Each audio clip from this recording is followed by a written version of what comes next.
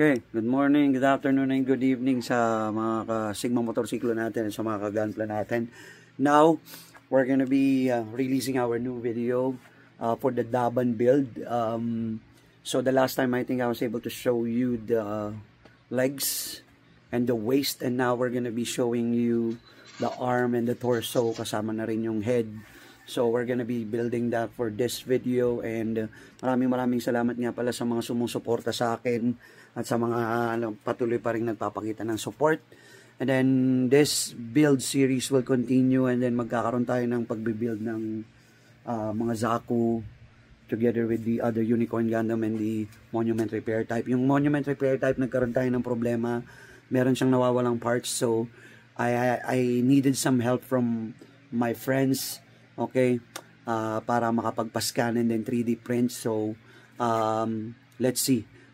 Anyway, tingnan natin kung anong magagawa natin, and then panoorin natin yung video. Bye-bye.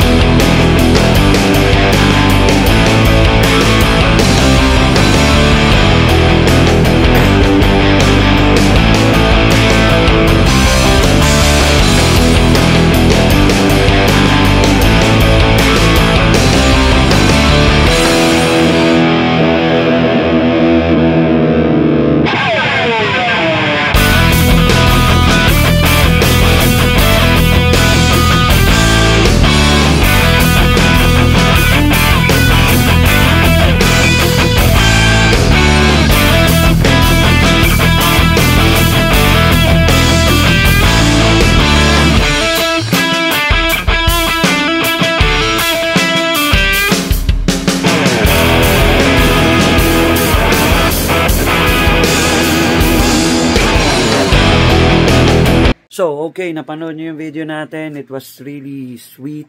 Yung pagbuo ng arm and torso, medyo matrabaho talaga yung PGU. So, even though this is Daban, talagang matrabaho siya. And the next is phase 5 or phase 4. Ipapakita ko yung phase 4 sa inyo wherein you will be seeing the metal parts of it. Yung makikita nyo na siya ng buo.